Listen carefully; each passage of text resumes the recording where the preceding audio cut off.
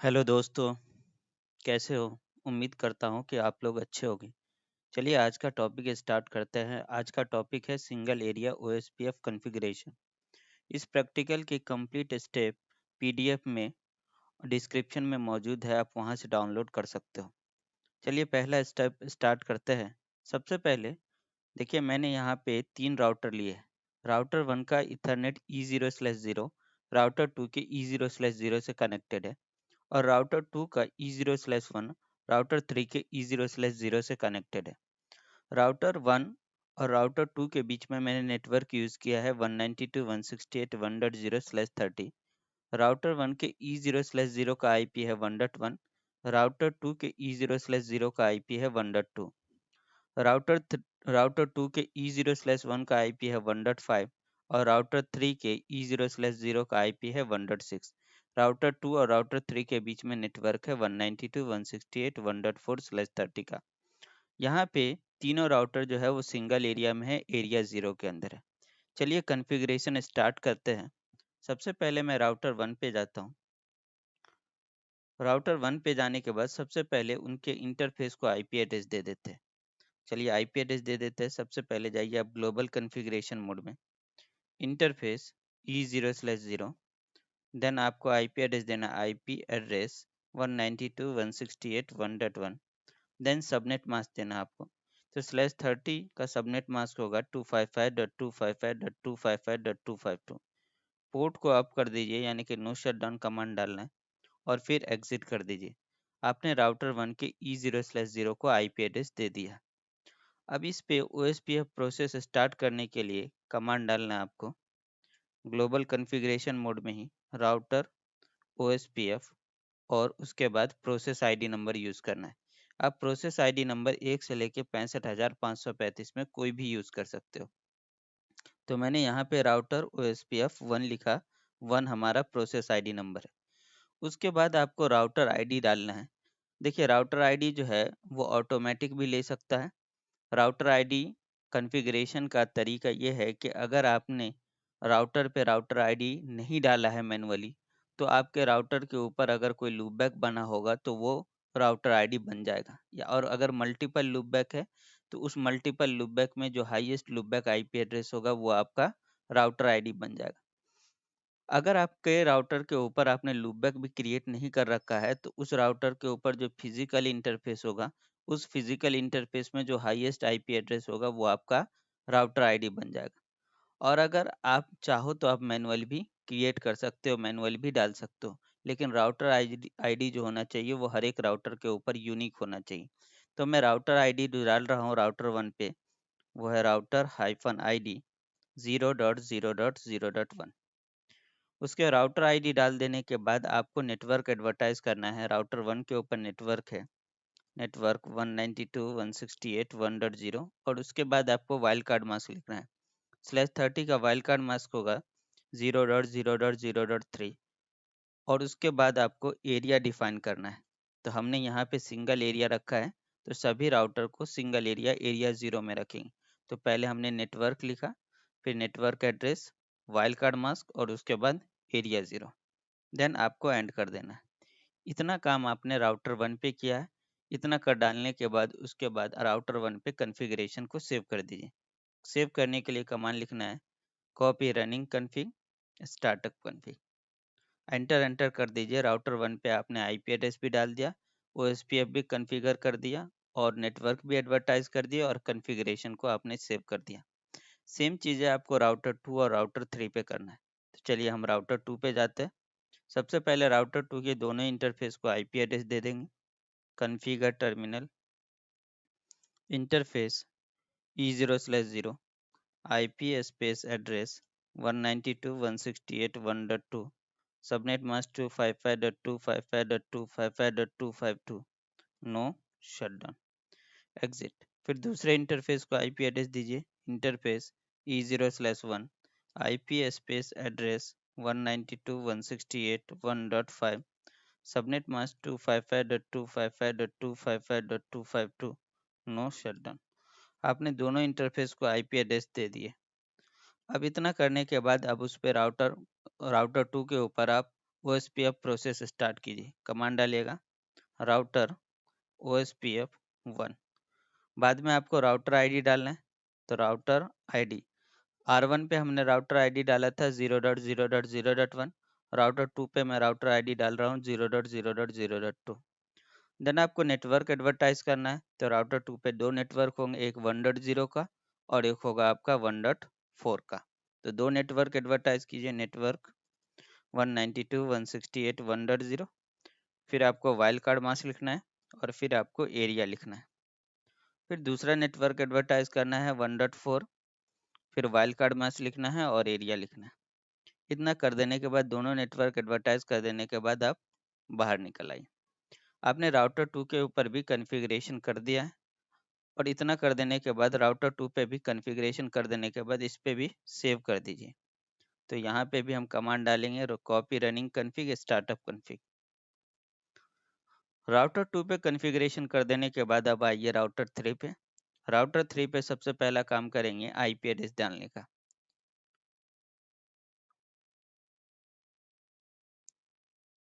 Interface E0/0 IP डालेंगे हम, IP address 192.168.1.6, subnet mask 255.255.255.252। उसके बाद पोर्ट को अप कर दीजिए, एग्जिट कर दीजिए। अब OSPF प्रोसेस स्टार्ट कीजिए, router OSPF 1। Router ID define कीजिए, राउटर -ID 0.0.0.3।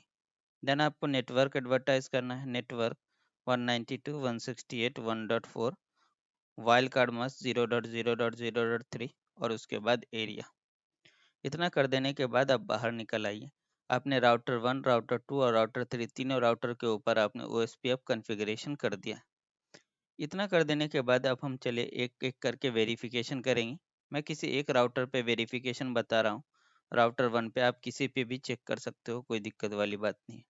तो चलिए हम राउटर 1 पे वेरिफिकेशन करते हैं। सबसे पहले वेरिफिकेशन कमांड डालेंगे हम शो रनिंग कॉन्फ़िग। मैंने आपको PDF के अंदर ये वेरिफिकेशन का आउटपुट भी दिया है, उसका भी स्नैपशॉट दिया हुआ है कि आपका जब आप वेरिफिकेशन करोगे तो आपको आउटपुट भी वैसा का वैसा ही आना चाहिए, जैसा कि मैंने PDF में रखा हुआ है। तो सबसे पहला आप वेरिफिकेशन कमांड डालोगे शो रनिंग कॉन्फ़िग। यहाँ पे आपको वेरीफाई करना है कि आपने कमांड डाला था राउटर OSPF 1, राउटर आईडी और जो नेटवर्क आपने एडवर्टाइज किया था वो नेटवर्क आपको दिखना चाहिए। अगर आपको शो रनिंग कॉन्फ़िग देखते हो, इतना लंबा आउटपुट आता है और उसके अंदर से आप फिर चेक करते हो कि OSPF का रूट कहाँ पे है। अगर आपको उतना लंबा नहीं देखना है, आपको फ़िल्टर कमांड चाहिए, तो उसके लिए कमांड है show run pipeline section OSPF। Show run pipeline section OSPF। तो सिर्फ आपको पूरे रनिंग कॉन्फ़िग में जहाँ पे OSPF इस्तेमाल हुआ है सिर्फ वही दिखाएगा, सिर्फ वही आउटपुट ला के देगा। दूसरी नेक्स्ट वेरिफिकेशन कमांड है show IP protocols. Show IP protocols command डालोगे और एंटर करोगे तो सबसे पहले आपको दिखाई देगा कि आपका राउटिंग प्रोटोकॉल जो है वो OSPF और उसका प्रोसेस आईडी नंबर 1 है। दूसरा आपको दिखाई देगा कि आपका राउटर आईडी जो है वो 0.0.1 है। Numbers of in area in this router is 1 normal. आपने इस राउटर के ऊपर एक एरिया कॉन्फ़िगर किया है, वो नॉर्मल है। स्टब और NSSA जो है वो LSA 4, 5, 6, 7 की बात है। तो अभी हमारे इस राउटर के ऊपर हमने एक एरिया कॉन्फ़िगर किया है, वही दिख रहा है। दूसरा राउटिंग फॉर नेटवर्क, आपने एक नेटवर्क एडवर्टाइज किया है 192.168.1.0 जिसका वाइल्ड कार्ड मास्क 0.0.0.3 है और वो एरिया 0 के अंदर है। Routing information sources, routing information sources मतलब मुझे अदर एरिया की इंफॉर्मेशन कौन कौन से राउटर से मिलेगी। तो अभी R1 को जो है वो R2 से ही मिलेगी और R2 का जो राउटर आईडी है वो 0.0.0.2 है। OSPF का AD number administrative distance number 110 होता है और लास्ट अपडेट 2 मिनट 32 सेकंड पहले आई है। नेक्स्ट वेरिफिकेशन, अगर आपको नेबर टेबल चेक करना है तो कमांड है शो IP OSPF नेबर। सो IP OSPF नेबर करोगे तो R1 के नेबर में आपको R2 नजर आएगा। तो यहाँ पे नेबर आईडी में नेबर का राउटर आईडी नजर आएगा। तो राउटर आईडी जो R2 का है वो 0.0.0.2 है।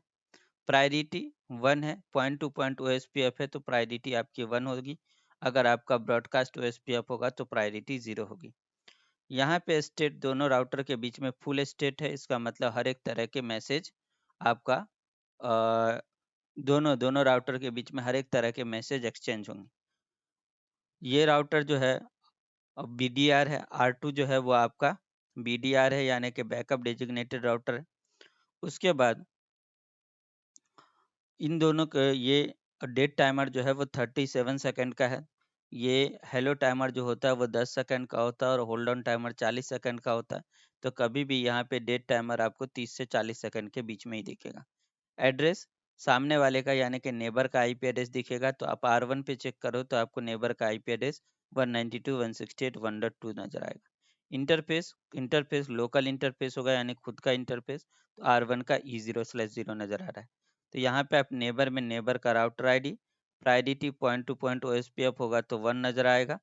उसके बाद आपको यहाँ पे स्टेट बताएगा फुल, मतलब हर एक तरह के मैसेज एक्सचेंज होंगे। डेट टाइमर 30 से 40 सेकंड के बीच होगा। एड्रेस मतलब नेबर का आईपी एड्रेस, और इंटरफेस जो होगा वो लोकल इंटरफेस होगा। उसके बाद अगर आपको डेटाबेस टेबल चेक करना है जिसके अंदर एलएसए की इंफॉर्मेशन होती है पूरी, अगर आपको डिटेल चाहिए कि एलएसए क्या होता है, किस तरह से काम करता है, और ओएसपीएफ से रिलेटेड सभी प्रैक्टिकल्स आपको देखने हैं, थ्योरी कंसेप्ट देखने हैं, तो आप हमारी एप्लीकेशन डाउनलोड कर सकते हो, वहाँ पे वो सभी चीज़ें आपको मिल जाएगी। सो आईपी ओएसपीएफ डेटाबेस सो आईपी ओएसपीएफ डेटाबेस कमांड डालोगे तो आपको ओएसपीएफ का डेटाबेस यानी कि टोपोलॉजी टेबल नज़र आएगा। यहाँ पे आपको नज़र आ रहा है कि आप राउटर 1 के लिए चेक कर रहे हो जिसका राउटर आईडी ये है, प्रोसेस आईडी ये है। एरिया सिंगल एरिया है तो एरिया 0 नज़र आ रहा है आपको। यहाँ पे एरिया 0 ये LSA 1 की इंफॉर्मेशन है, और ये जो है वो नेटवर्क लिंक स्टेट ये LSA 2 की इंफॉर्मेशन है। तो यहाँ पे देखिए LSA 2 के अंदर ये चीज़ें नज़र आ रही है और LSA 1 के अंदर ये नज़र आ रहा है।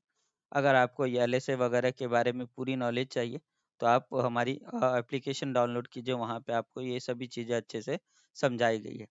यहाँ पे LSA 1 के अंदर जो है वो सभी सभी राउटर एक ही एरिया के अंदर है, तो लिंक आईडी में तीनों राउटर का आपको राउटर आईडी नज़र आएगा। एडवर्टाइजिंग जो है LSA 1 जो है वो कभी भी जो राउटर जिस राउटर का वो रूट रहता है वही राउटर वो एडवर्टाइज करता है, तो जिसका ये रूट है वही राउटर एडवर्टाइज करता है।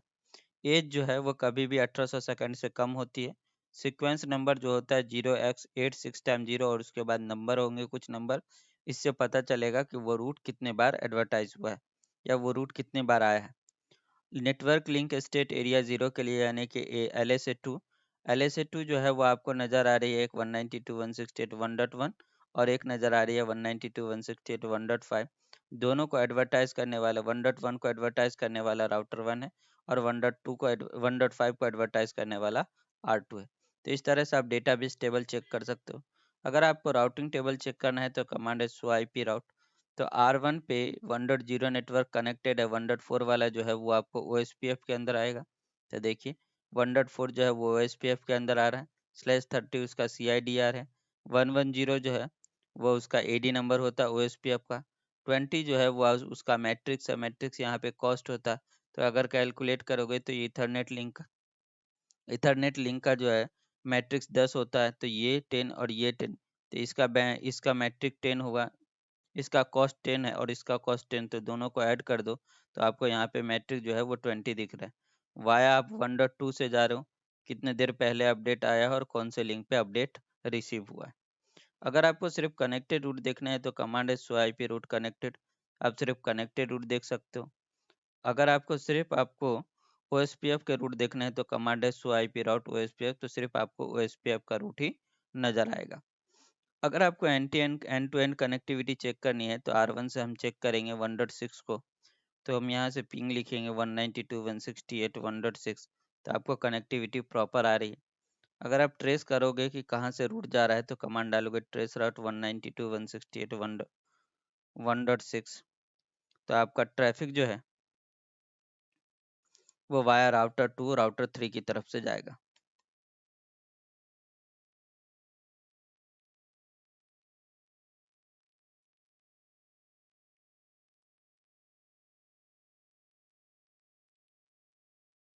देखिए राउटर 2 की तरफ गया, सबसे पहले 192.168.1.2 पे गया और फिर वो राउटर 3 की तरफ जाएगा। देखिए राउटर 3 के ऊपर 192.168.1.6 तक गया। तो इस तरह से आप सिंगल एरिया ओएस पे आप कॉन्फ़िगरेशन कर सकते हो।